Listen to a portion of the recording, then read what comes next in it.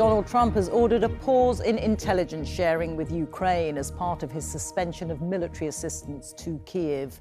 It's a move that could seriously affect Ukraine's ability to target Russian forces and to defend itself. But Mr. Trump has suggested he may be willing to continue talks with Kyiv, and President Zelensky has said that Ukrainian and US teams are working together with what he called forward momentum.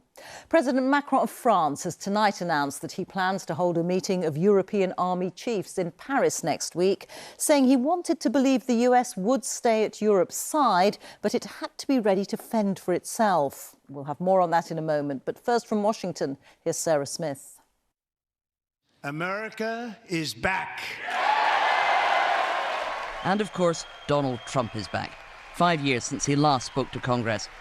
In this speech, he was able to signal that tensions between him and President Zelensky may be easing and peace talks could soon begin. Simultaneously, we've had serious discussions with Russia and have received strong signals that they are ready for peace. Wouldn't that be beautiful?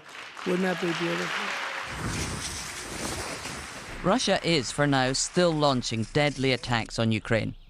Assaults that will be much harder to prevent now America's stopped sharing military intelligence, as well as halting the supply of weapons and equipment. The US believes that by harming Ukraine's ability to defend itself, they have forced Mr. Zelensky to talk about peace on Donald Trump's terms. Today, White House officials are already making plans for renewed talks with Ukraine. Just in the last 24 hours, since the public statement from Zelensky, and then these subsequent conversations, which I'm going to walk inside and continue, I think we're going to see movement in very short order. They did. President Trump addressed the controversial trade tariffs he's imposed on Canada, Mexico and China, which many fear may spark a global trade war, saying Americans may have to pay a price, but it would be worth it. Tariffs are about making America rich again and making America great again, and it's happening, and it will happen rather quickly. There'll be a little disturbance, but we're okay with that. On television, officials have to respond to diplomacy that's being done via social media. This was posted by the Chinese embassy. Quote, "If war is what the U.S. wants, be it a tariff war, a trade war, or any other type of war, we're ready to fight till the end." As Secretary of Defense, how do you take that? Well, we're prepared. Those who long for peace must prepare for war. That's why we're rebuilding our military. That's why we're reestablishing deterrence and the warrior ethos, is because we live in a dangerous world with powerful, ascendant countries with very different ideologies. Car makers in North America fear the tariffs will punish them. Vehicles and parts frequently go back and forward over the Canadian and Mexican borders.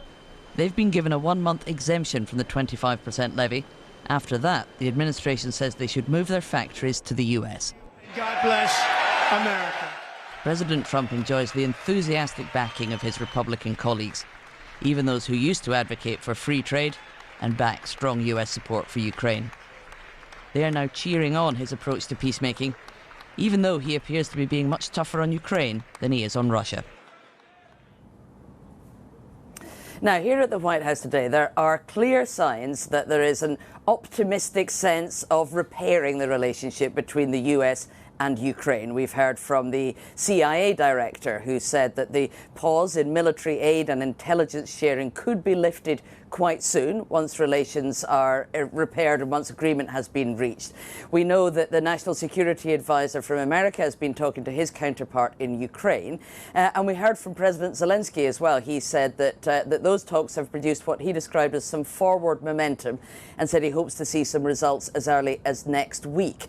But of course, this has all only come about because President Zelensky has been forced essentially to submit himself to Donald Trump's version of how this peace process is going to go. He came here to the White House last week asking for some security guarantees, and as we know, that became an explosive splat in the Oval Office. Well, now President Zelensky can get back into these negotiations, back on America's good side, and maybe even have all of the military aid restored, only if he agrees to do it Donald Trump's way. And he has, said what he feels he has to in order to try and patch up that relationship. And it seems to be working. OK, thank you. Sarah Smith reporting there. So what's been the reaction among US lawmakers to the pause in military aid and intelligence to Ukraine? Tom Bateman's been speaking to Republican and Democrat senators, many of whom voted for the assistance to Ukraine and who've now seen their decision overturned by the president. For Democrats in Congress, the smiles were only for the camera. They're fuming at President Trump's treatment of Ukraine and his suspension of military and intelligence support. I think this is a betrayal of Congress's intent.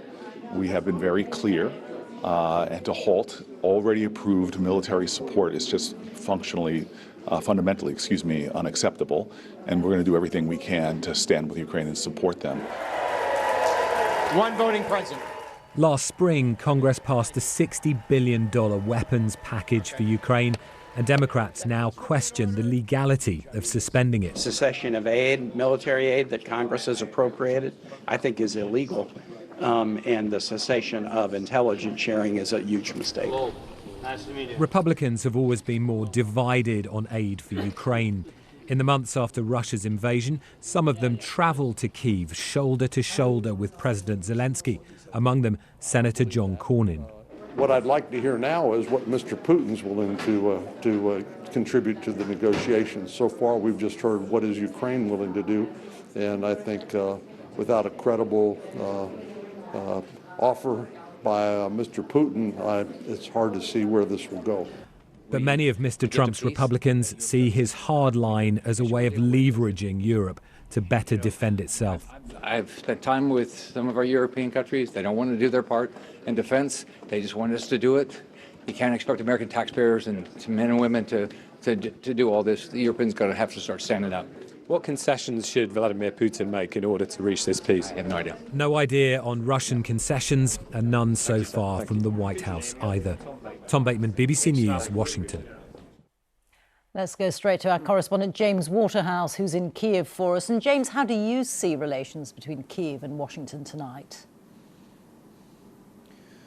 Well, Rita, there's an increasing chasm between the political optimism you've seen there, far from here, and the realities on the ground, the actions that are being taken. The pausing of American aid was bad enough for President Zelensky, who's looking to European Union leaders this week as one of the last avenues, really, for a friendly shoulder to lean on, shall we say. But then the pausing of American intelligence, well, that keeps cities like Kyiv, where I am now, safe. It is information from America that allows air alerts to be sounded for people to head to the shelter. It tells people where the drones are, in what directions they're heading in. It allows Ukrainian soldiers to know where Russian troops are, Russian troops that continue to invade Ukraine. It allows Ukraine to launch long-range missile strikes. And the question now is, how far is Donald Trump willing to go with this political levering? At best, it is a reckless gamble with Ukraine's future, and with Russia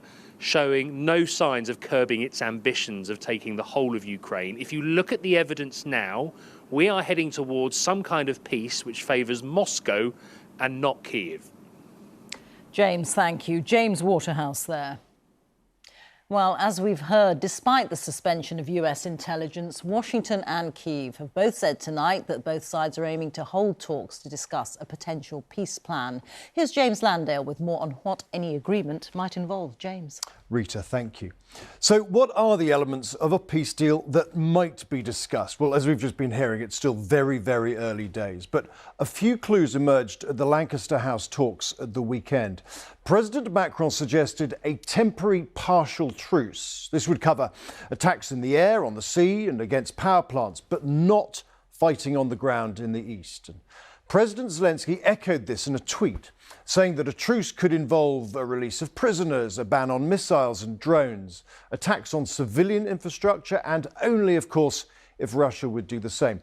The idea is that a truce would be a start. It would test Russia's good faith, give Donald Trump an early win, and potentially create space for talks about a more lasting ceasefire.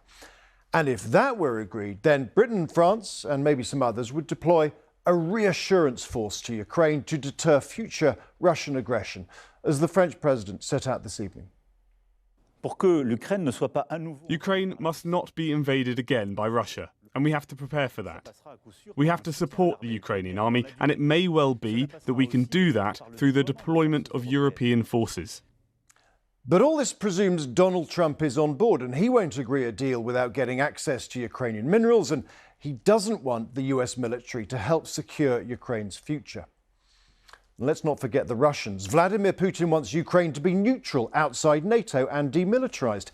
He also wants to keep the territory he seized and more in these regions here in red, and he doesn't want any European force here in on Ukrainian soil. Now, critics say that what Russia wants, the US can't deliver, and the Ukrainians won't accept. Nothing much is going to happen in this until the Russians make up their mind whether they want to stick with their pretty maximalist demands or can back down a bit. Unless they can do that, then I think the Trump administration will find it difficult to take this very far forward. So for all the fast diplomatic movement, agreement between these two may yet be still some way off. Rita. James, thank you.